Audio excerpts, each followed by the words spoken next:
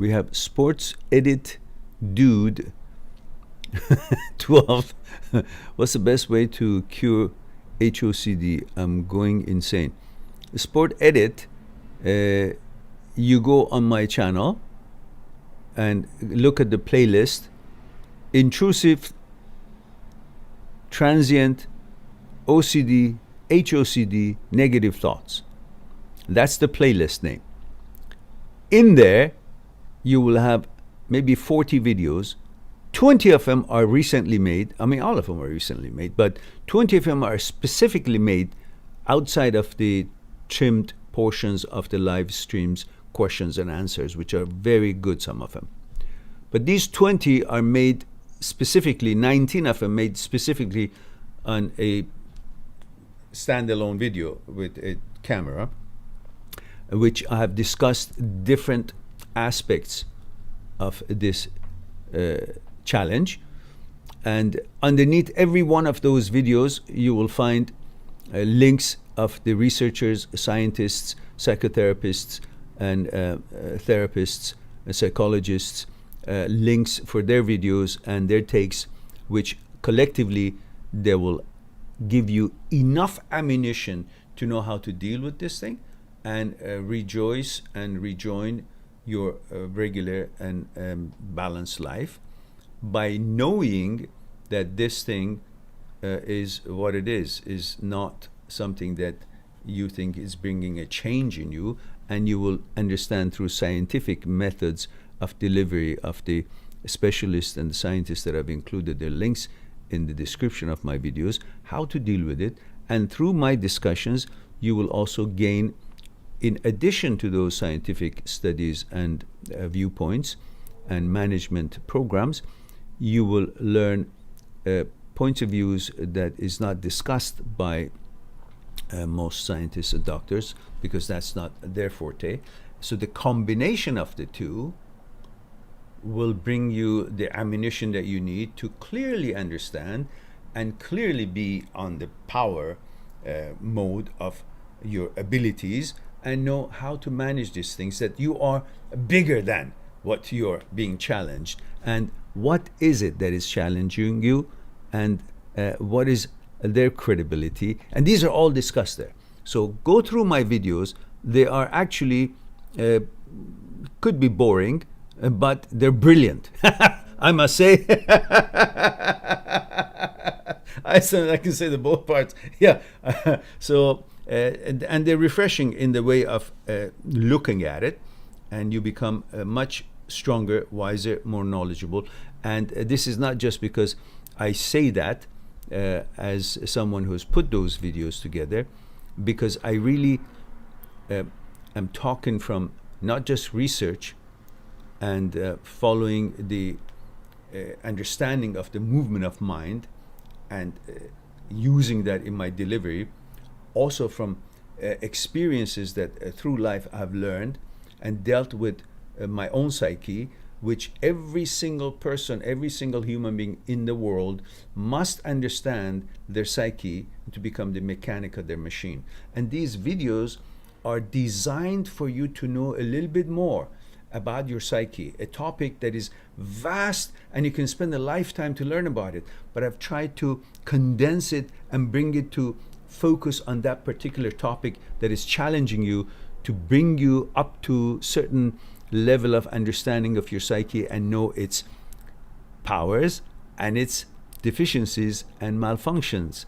And then when you know how it works, how it's put together and how it malfunctions, then you will be able to manage it much better and not to be scared of it or think that anything pops up in your head is actually got any message or any credibility. And I've talked about credibility in my video number 11. And of course, you want to watch video number 7. It's quite amazing itself. And of course, you want to watch video number 8. But I suggest you start from 1 and go up to 20 and graduate from it. And watch all the links of the scientists and the psychotherapists that I've put underneath every single one of them. And some of them are regular people who have said their emotions and their take on it. And some of them are therapists, some of them are just advocates and so on. And many of them are scientists and therapists that you will learn so much. But do watch my 20 videos. I highly recommend that.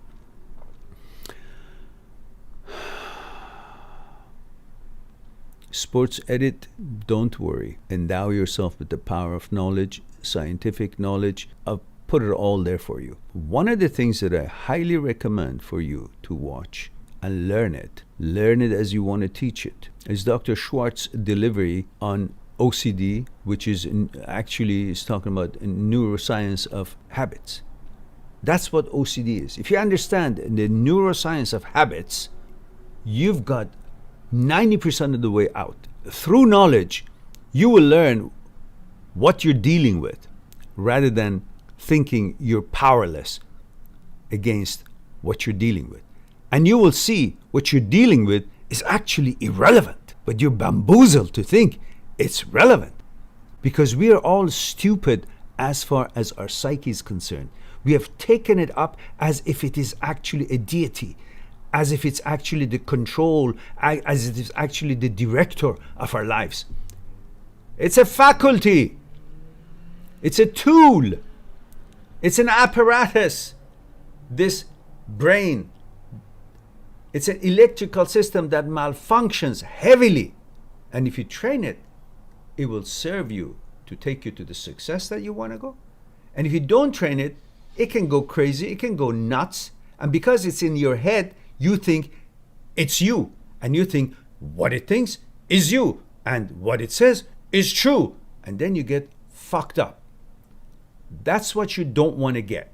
You want to learn about it and understand that it has a place. It can be used to your success if you train it. If it's not, it can go to the gutters. All it is, it's a tool. It's an equipment. And you got to treat it like that. Like shit. This famous monk, after 18 years in monastery and getting up 4:30 in the morning and meditating 10 hours a day, after 18 years, he found and understood what he was searching for. Therefore, he went back to his country and went back to regular life, of course, with heavy influence of his experience. And they asked him, why did you stop? And what did you learn? Not what you stopped. They said, what did you learn after 18 years of monastery and living as a monk? He said, I no longer believe my thoughts.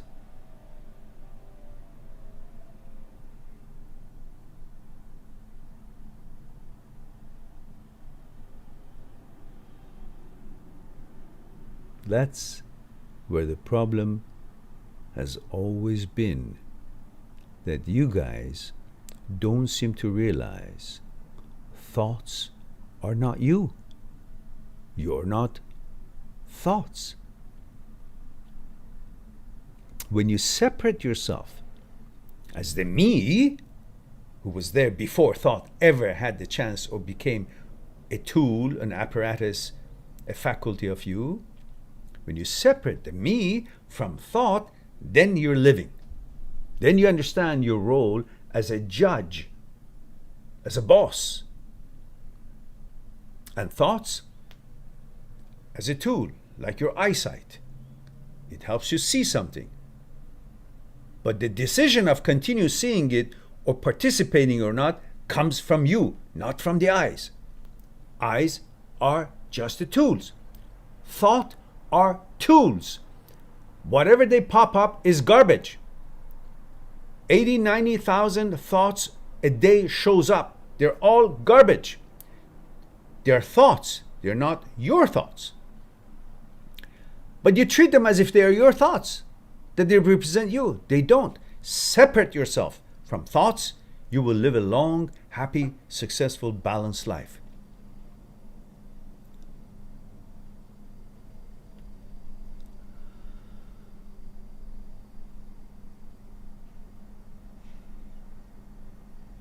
You decide, you judge, you select among what is presented. The only thought that is yours is when you consciously take some information out of your consciousness to use it for some calculating, some figuring out something, some solving a riddle or a question that you need to solve in order to present something, deliver something, learn something, design something, produce something, accomplish something, plan something.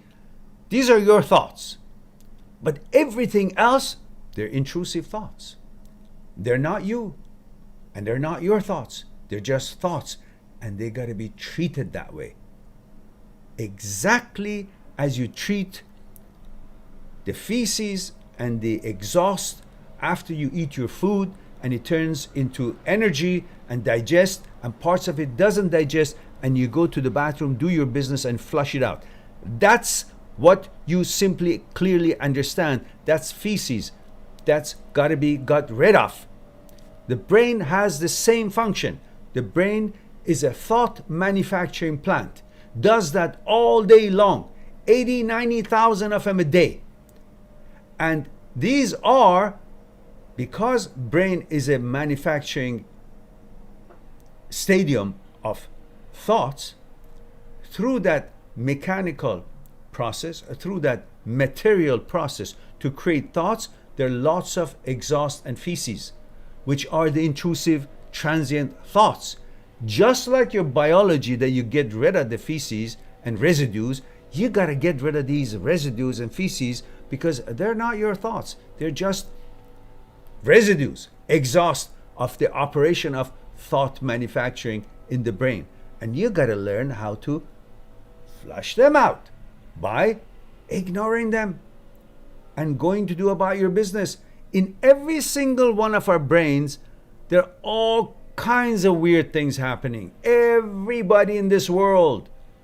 Don't be bamboozled thinking, oh, this particular one is talking about my sexuality, so it must mean something. No, it doesn't.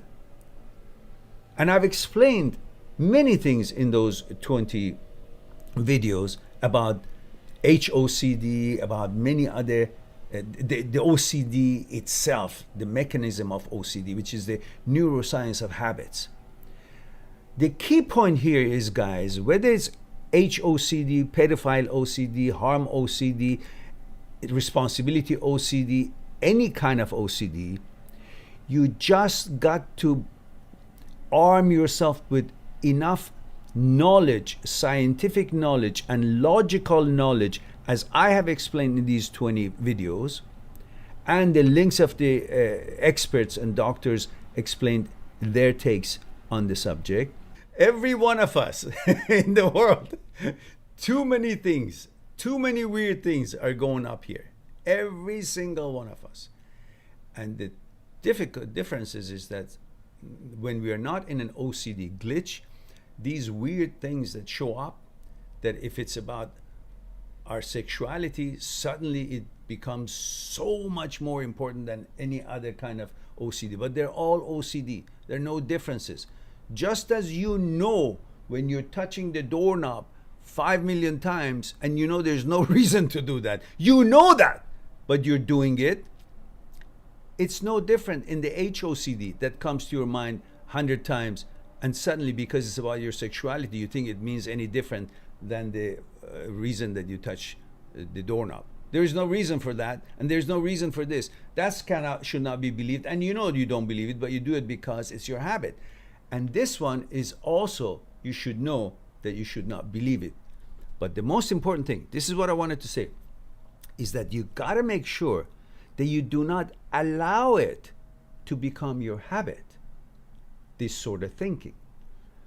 If you don't endow yourself with the power of science and the stuff that we've talked about in that 20 videos, you may end up very well to turn this whole process of HOCD or any other kind of OCD, they become your habit. Because stratum, if I remember the name of it, it's the same area where dopamine is secreted and the habit center is operating.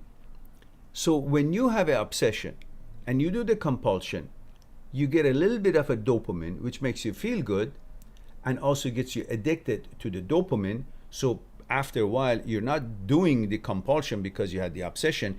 You're also doing the compulsion because you're going to get a dopamine and you're addicted to it. So that's another motivation for you. But every time that you get the dopamine, you also direct this compulsion to become a habit. Because once becomes a habit, because they're all in the same center of the brain, the same part of the brain. And they help the habitualization of this compulsion. When that becomes a habit, it becomes more difficult to get rid of it. And what they have found out is that when you actually, through mindful exercises, mindfulness, you focus that not doing the compulsion, not believing the HOCD, not believing that you have to touch the doorknob 5 million times, because it matters to your health, because it's relevant to you that you want to have a healthy lifestyle, because how you always been is important to you and it's relevant to you, that will help you to break the habit and not allow this habit, which is useless and baseless and irrelevant, to continue. Same way you get rid of washing your hand 5 million times, checking the stove before you leave the apartment, locking the door and coming back to check it and lock it again and come back to check it and lock it again, or going over the grouts of the tiles in the streets on all four sides of it. All different kind of OCDs. They, after a while, are no longer being done because you have a compulsion of OCD. You're doing it because of habit. And you all remember the exercise that Dr. Schultz explained about the MIT professor and I think Gable and her student Kyle Smith concluded, and with that rat experience, that how important this matter of habitualization becomes if you don't control it. And that becomes more difficult to get rid of the HOCD or OCD or any other kind of OCD.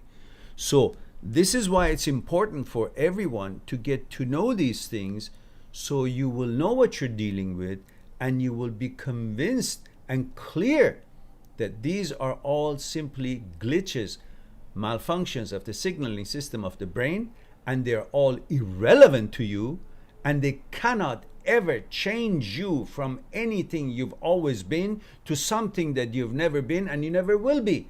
But it's a thought that ruminates there and makes you think that you can ever change your sexuality or inclination or your gender just because a thought popped up.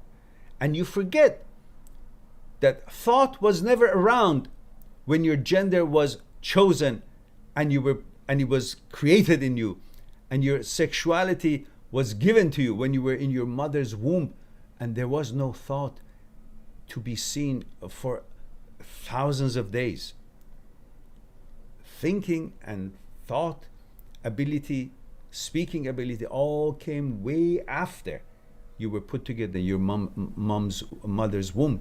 And when thought never ever was in a vicinity of when you were being put together, including your gender and sexuality and all that, and it had never had anything to do with what gender you are, it can never have anything to do with taking it away from you or threatening it or telling you that you are not what you've always been and you will be this, or you're gonna turn gay, or you're gonna be bi, or you've been living in denial and all that bullshit nonsense.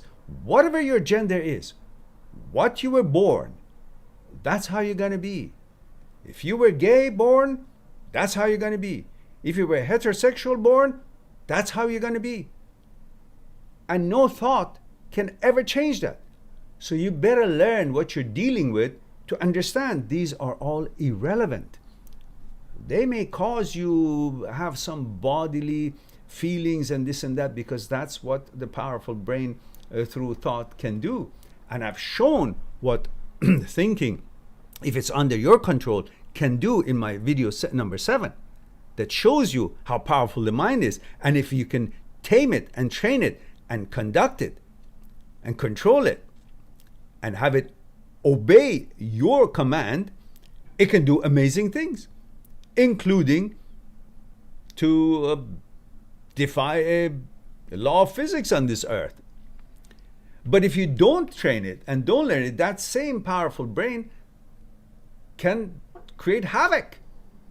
And if you're not strong-minded or knowledgeable enough, you will fall for that bullshit and you believe it. And then you have to be rewiring yourself through neuroplasticity by your behavior to fix all these malfunctions of the signaling system in your brain through showing the caudate nucleus what kind of signal that is trying to send to prefrontal cortex, and it doesn't get there because there's a break in the malfunction in the signaling system. And then through your behavior, how you deal with these thoughts, you rewire it and make it work again automatically. It's a long and a beautiful discussion that I could have, but it takes a couple of hours to go through it at least. So I don't want to get in there, but I think it's enough for a sports edit dude 12 to rest assured that you will be fine, and you are fine. You just have to endow yourself with more information on that topic.